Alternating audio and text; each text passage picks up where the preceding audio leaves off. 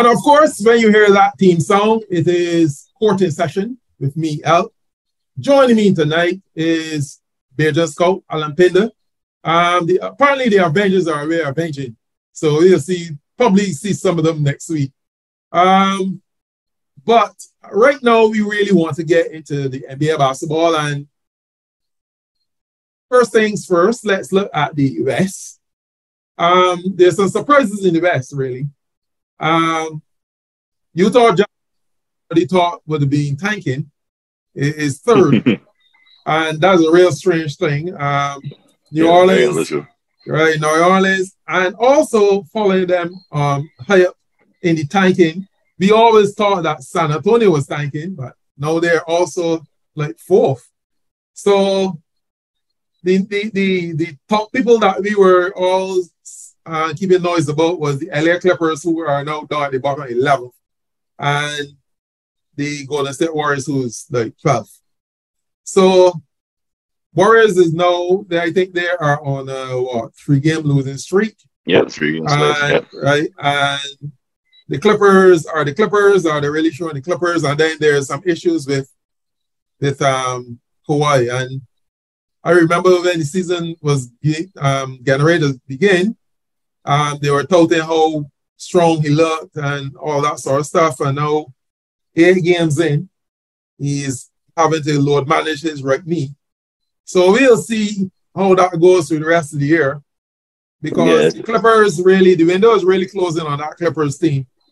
So we'll see how that one goes. So what is your opinion now, saying that the top 6 have been some surprises? Yeah, it's been surprising all around, because everyone was ready to pronounce the Suns dead based on how badly their season ended, and they weren't looking good in preseason, losing to the 36ers and all sorts of weird happenings in training camp. But they managed to put it together, and they seem to be putting together a pretty good regular season so far. As you said, the number 2, 3, and 4 teams, the Blazers, the Jazz, and the Spurs, those are all close to teams that are supposed to be in the tank. But I don't know. They seem to be here for now, but it's still early. I don't think the Blazers will hold up. But the Jazz, people are saying that the Jazz team, there are no stars there, but it seems to be surprisingly well built, and it has a lot of depth to it. We have to see if that actually holds out. But yeah, the Clippers are a little bit surprised here, but I guess it should not be a surprise, because we should have expected that Kawhi was going to seriously load manage himself throughout the year, unfortunately. So if it's just Paul George has to lead this entire team, they're going to have a tough time. But I don't think they'll be this low down right now. But everyone's still pretty bunched up, so there's not a lot of daylight between them and 5th place right now. So we'll see. Yeah, I'm not holding. I'm not sure if Utah can stay up top or if they're 12. So we'll see how that goes. That's the West.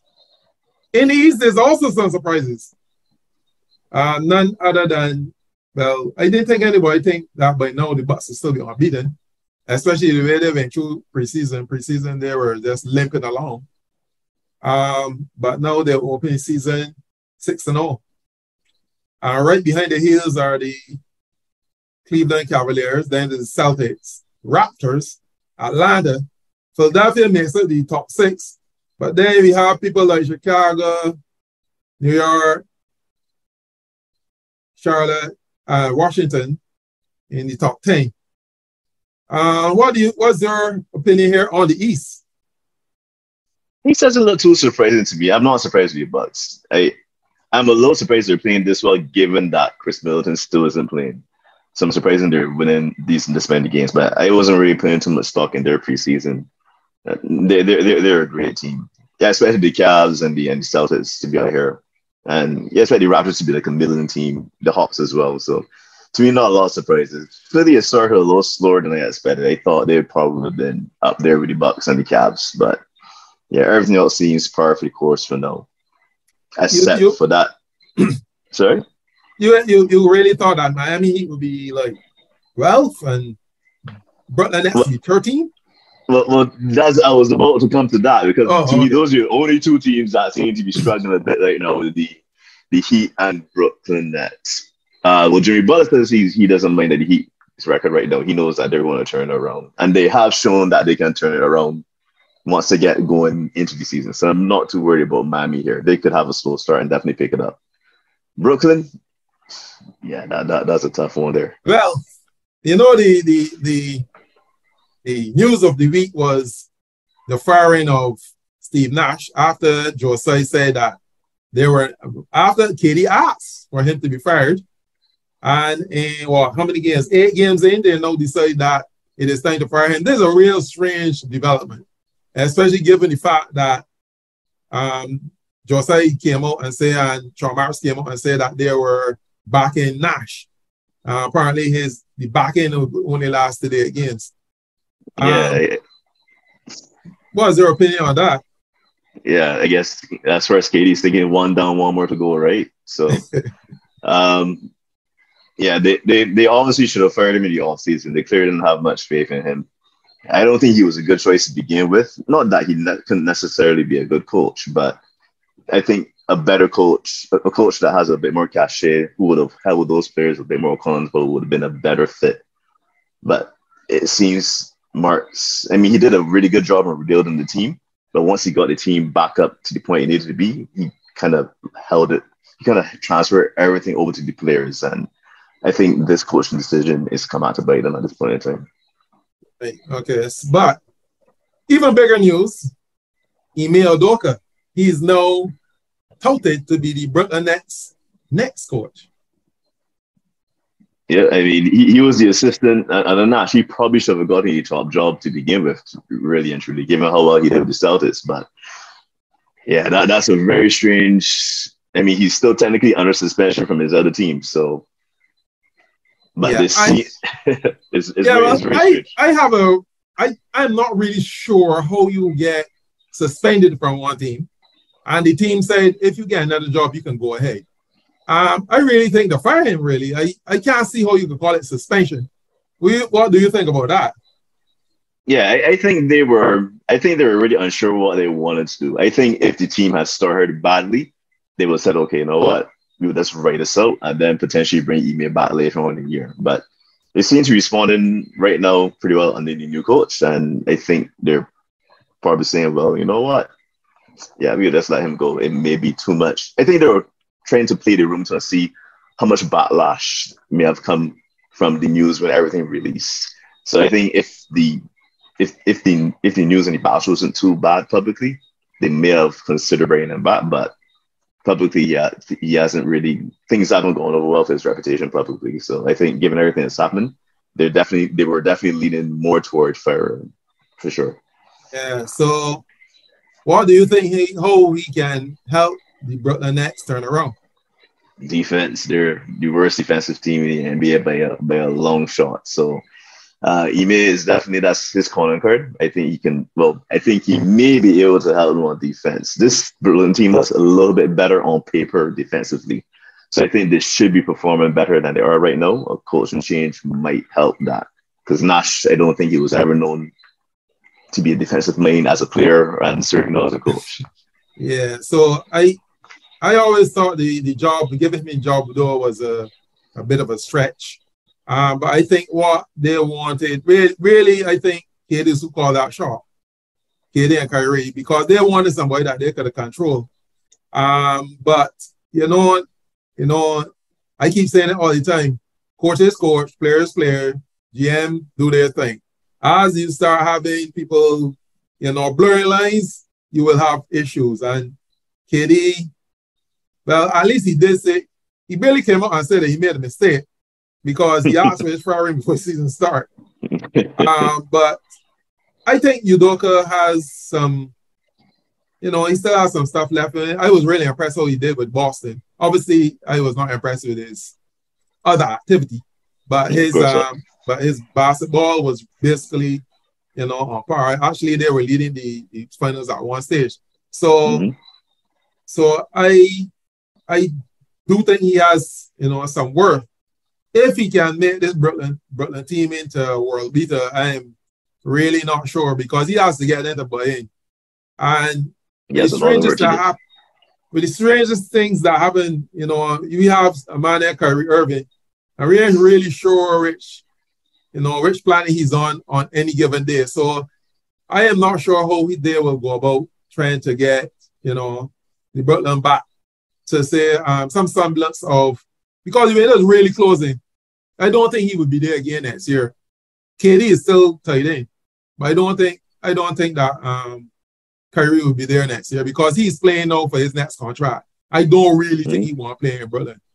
No. Actually, I really don't know where he wants to play because people is talking about Lakers, but I mean, Lakers just as dysfunctional as Brooklyn right now. So I don't know where he would go from here. But the East, it looks really good. I really impressed with the Boston actually being able to, keep the head above water. Milwaukee, although we thought that Milwaukee would be doing well, I didn't expect to do this well, to be honest. Especially with Milton out. Yeah. With Milton out. The Knicks is 3-3, so really and truly they're on par of, basically being a middle tier to the lower tier team.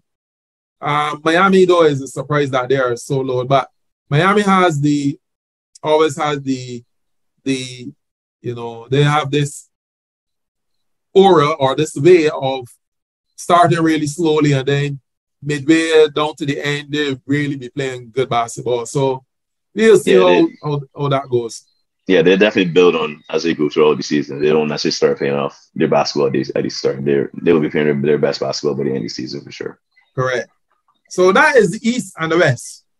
So since we know about the East and the West, how about fantasy?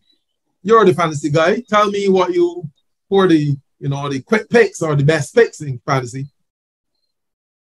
Well, same way how we had a few surprises in East and West, we had some surprises in fantasy as well.